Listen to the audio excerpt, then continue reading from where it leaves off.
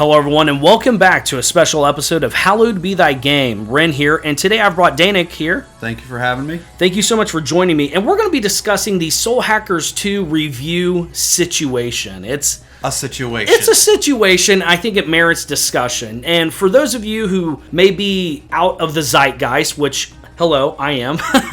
And it was pretty baffling situation. Just to catch you all up, Soul Hackers 2 has been very mixed reception in the West. I think that's fair. I agree. I totally believe that's fair. Yeah. It's definitely been a, what do you call that? Not controversial game, but yeah. It's been a little divisive in a way. Very divisive, because I'm not one to follow forums or to be like extremely implanted in the tip of the spear when it comes to what the community's feeling. I love the SMT Persona community, obviously, but I'm not necessarily one to know all the memes and all that whatnot, you know? Sure. Just to catch you all up, Fumitsu is one of the major review sites out of Japan, and I think they're usually a great bearing on how the East, and especially Japan, are going to receive a game. It is definitely one of the publications that we in the West look to as like, this is what the East is looking probably toward. The way they would look at like IGN. Perhaps, yeah. Yeah. So the way Fumitsu does their scoring, they have 4 separate reviewers, and they score a game 1 out of 10. And then they add those scores together, and you have, your out of 40 ranking. Fumitsu loved Soul Hackers 2. They did. I mean, they kind of went down a laundry list that I won't go into here, but they scored it a 38 out of 40. And to put that into perspective, that is the second highest ranked Persona SMT game in recent history, the second highest ranking, coming in second only behind the original release of Persona 5. Which was a little popular. Yeah, a great indie game if you haven't heard of it. Just to put that into perspective, it outranked SMT5, which I believe off the top of my head got like a 35 out of 40. Okay. If you've watched any of my videos on SMT5, you will know that I did think it was lacking in its story accomplishments and characters, but I still stand by the fact that SMT5 is the best turn-based combat you can play in a game. I think it excelled there, but it was very lacking elsewhere. So Soul Hackers 2 in the West, however, and I'm not going to go into like smaller content creators, and by smaller I mean not IGN or Game Informer or stuff like that. Sure. A widely mixed to lukewarm reception with scores ranging from 6.5 to mostly 7 out of 10. And some of the bigger content creators for the SMT community ranked it as like 7.5. And that's just people who give scores. I mean, if you look at the reviews, very mixed reception, very lukewarm at best. I believe I saw this morning it was sitting at like a 74 on the Steam store. Really? Okay. Yeah, and C's do get degrees, but if you brought a C home at my house, it was going to be a long week. Okay. Not something that I expected, because when I saw that early Fumitsu score, I was like, hot dang, this is legit. This is coming out hot. Coming out hot.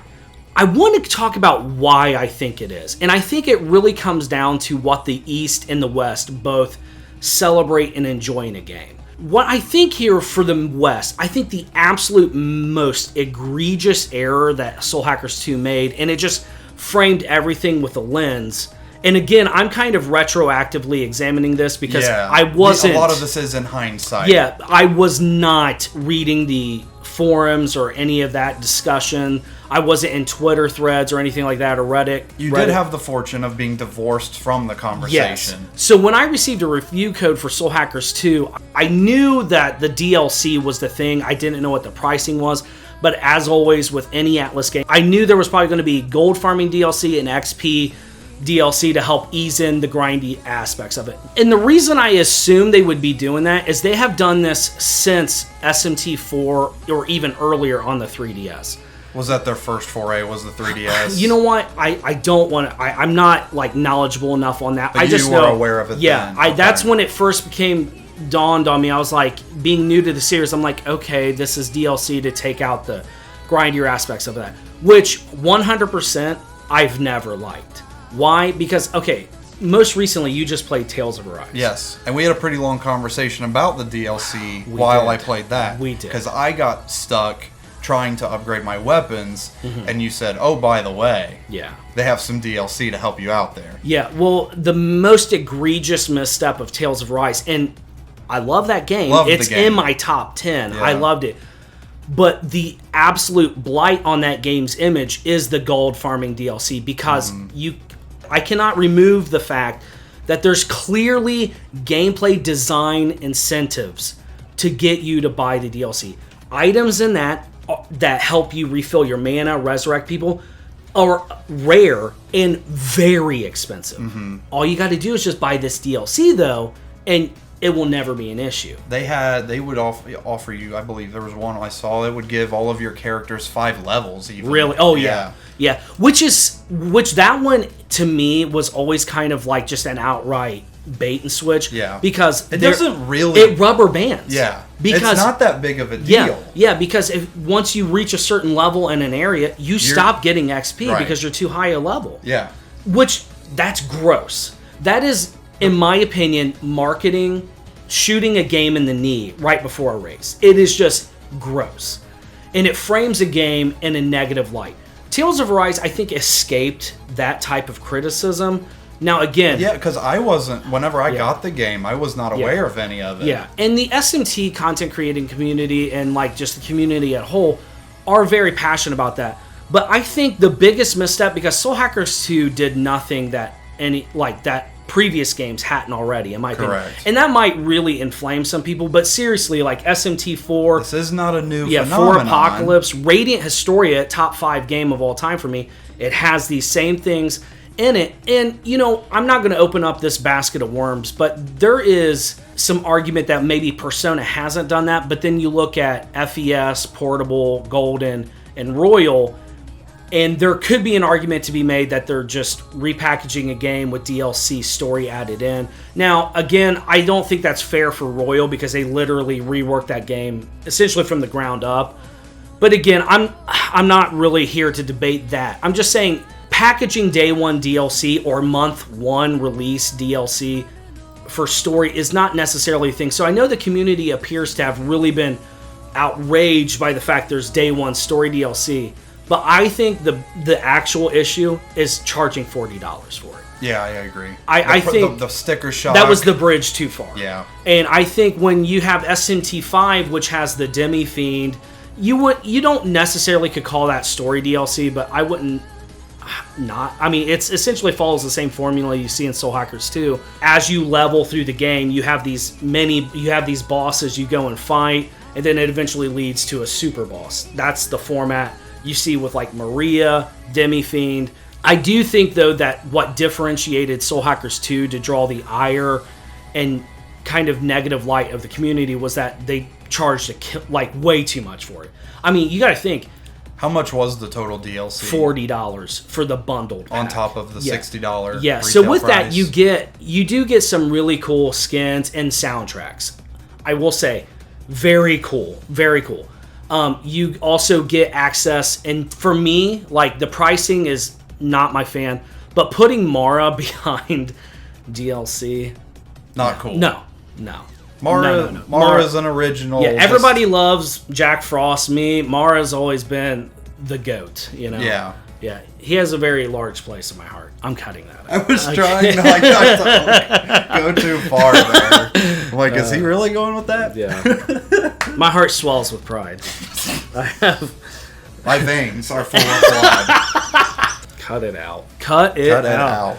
No Oh, wonder I'm not in the zeitgeist, dude. Absolutely. I'm too lame. Yeah, I'm too lame. Be a dad about it. They need the world needs dad jokes. But then, and I bought Nocturne. I had never played Nocturne until it came out on Switch. Oh yeah. And day one was the Maniacs DLC with Dante. Yeah. That was day one, and I bought it instantly without thinking. Now, granted, Nocturne came out at $40. Right. $10 DLC, making it a $50 purchase. Yeah. Is that to your point? Yeah. Easing the pain. Now, granted, it was a re-release. I did give it a pass, just because Dante is not Atlus's. He's Capcom. I felt the same way. Yeah, and they were probably. I understand that there's licensing in that situation. And when I bought Nocturne, I did play the Raito. And so for me, like, having Raito in the party made much more sense, and he was excellent. His demon roster was just banging, and just the voice acting was it was excellent. Like, I loved it. So I gave it a pass.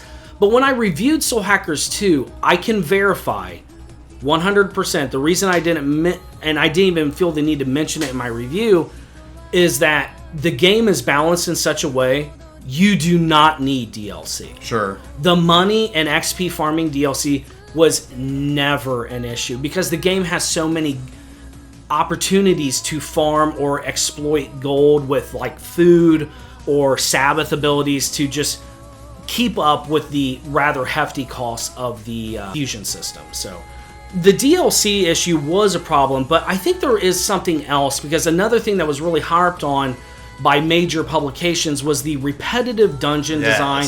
I mean, that was like hammered into the earth. Now, I have a little different thing here, because again, I was very upset about this. This is annoying to me because... Did you play Persona 3? I might have played Persona 3. Never heard of the repetitive dungeon be that much of an issue. 3 colors and 160 floors and 4 blocks that randomly generate. For 100 hours. And I loved it. I loved it. And it's also widely considered one of the greatest video games of all time. Yeah.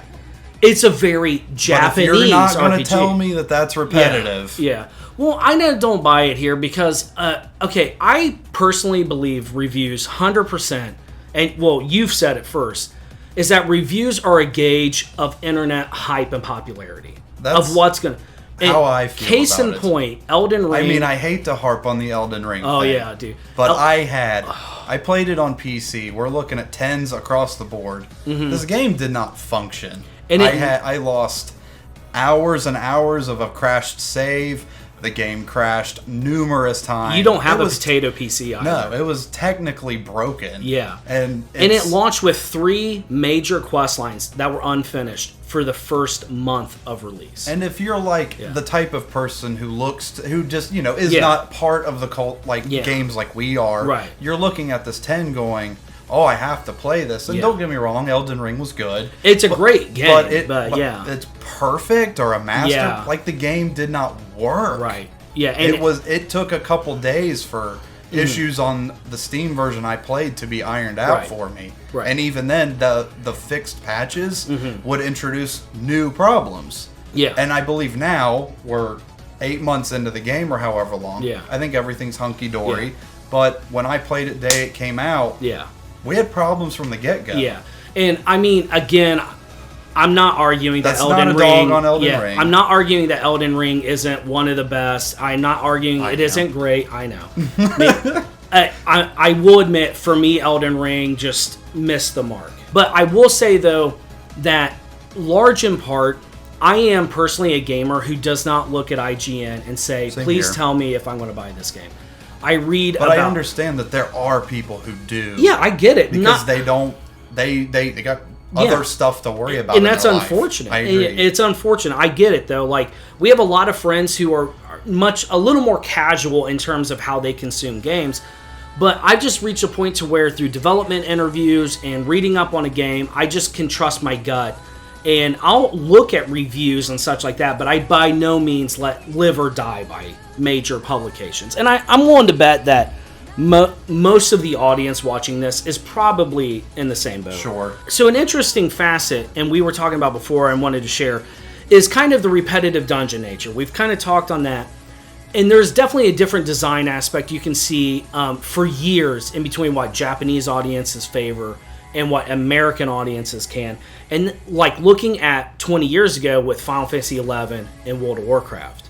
And kind of looking at this with Final Fantasy XI, it was a much harsher video game that it was, you're going out and you're just grinding. Now, you played 11 back in the day, right? Yes. And so, like, the gameplay loop, what was it like? It was just a very grinding. Yeah. That's what it was. Right. The game, you had to grind for gil. You had to examine every enemy you fought through, like, the game would send a text feedback as to the strength of the enemy relative to yours. Okay. So, like, you had to sit there and figure out, okay, this type of enemy is a normal enemy at level 34. Okay. And then the game would say, this is a normal enemy for you. I forget the exact verbiage, but it would say, you can attack this target, essentially. But you had to, when I played it, I didn't know that much about the game. But I had to be with... I had to be in a party. You couldn't just run around by yourself. when you died, you lost XP. You would level down. Vicious. That's vicious. Like the sensibilities of an American gamer. Yeah. To die and level down.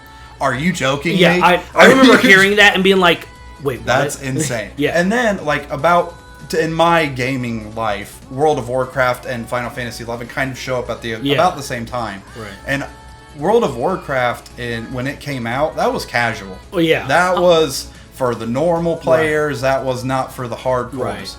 EverQuest and Final Fantasy XI, that was for the gamers. That was for people, who knew something. Yeah, not noobs. There was and then Final Fantasy XIV, however long later, there is a very clear design difference between the games, where 14 is more World of Warcraft, and look at its popularity in America relative to 11. Exactly. You can, if you put these two games, 11 and 14, next to each other, wildly different games. So again, I think like just the baseline culture of what can be acceptable from what we see as repetitive and boring and lacking in design. They do not. Japan, it ain't even on their radar.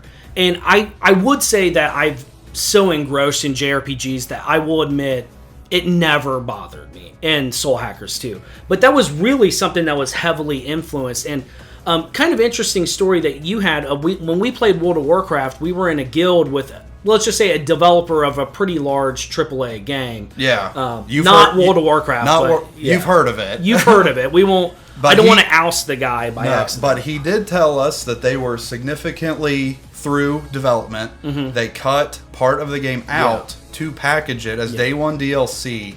And before the game was gold or released, they were already majorly through the way of another DLC pack. Right. That as consumers, we do not know when the designers are making the decision to sell us DLC. Right. In the case of Tales of Arise, did they finish the game, play through it, and go, oh wow, gold is kind of tight, well, we can sell this as DLC? Or was gold really free? Yeah. They pulled the reins back and went, we can sell this as DLC. Exactly. That's kind of the frustrating, because both of them are egregious to me. I agree. Like, not fans. No. Yeah, we're just trying to, like... When did the decision get made? That's what I would like to know. And I will say this, from my perspective, because when I reviewed the game, you don't have access to DLC or anything like that. I never was like, dang it, gold's really tight in this game. Whereas when I'm playing Tales of Arise, from the start, I was like, woof. So it does almost feel like, in some situations, it was an afterthought and then they pulled back on it. Whereas in Soul Hackers 2, I can say that if you only want to buy the base game, you will have a complete experience with the game. So I give more of a pass to that. But again, I have had an issue with Atlus's DLC campaign from the get-go. I do not like the option to be able to purchase quicker means to get XP and stuff like this. Now, obviously, the arguments have always been, well, then don't just buy it. But I think that we are heading on a route and trajectory in JRPGs that we're going to see a lot more of this. Because in Fortnite, you don't charge for the game, you just make really cool looking skins and all these types of things.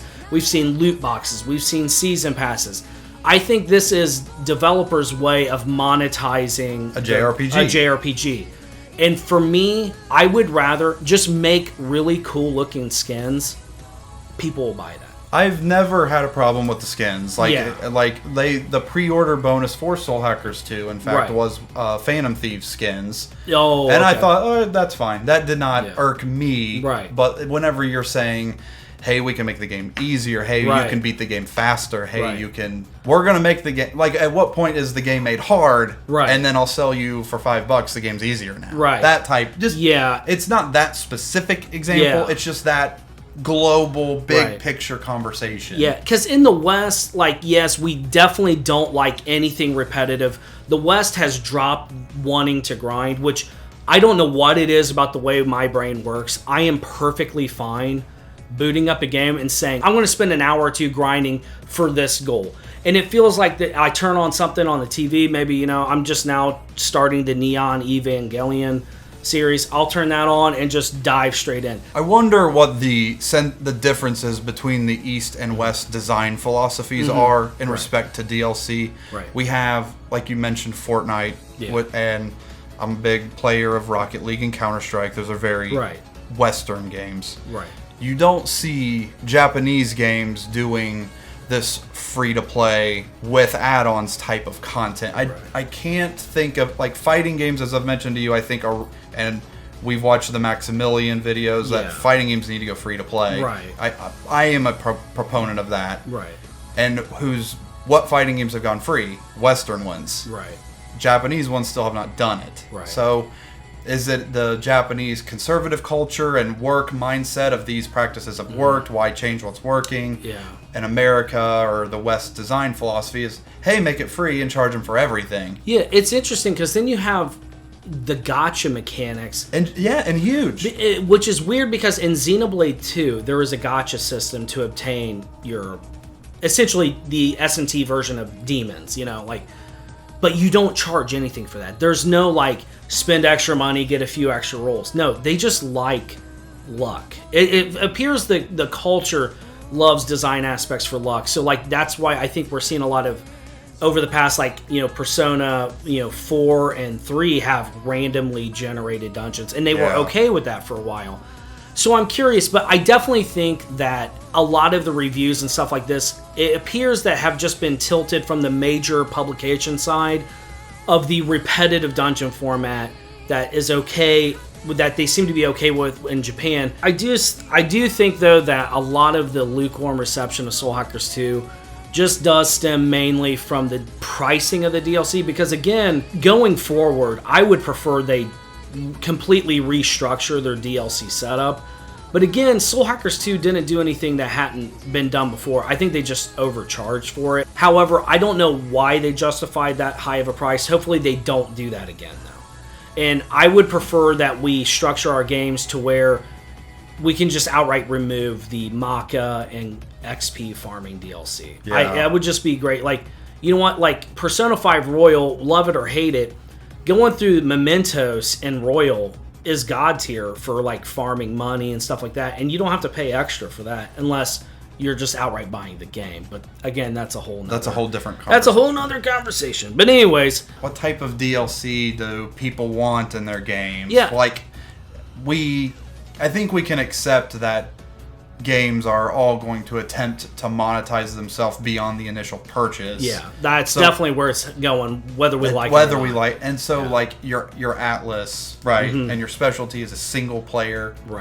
experience. Yeah. How can they?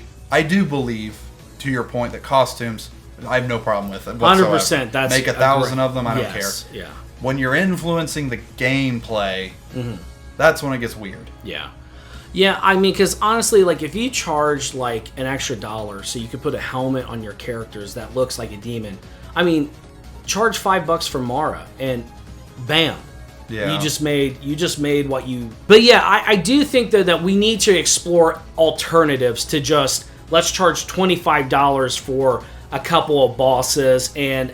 potentially cut quests that we're giving you back. Yes. I think let's try to think outside of the box.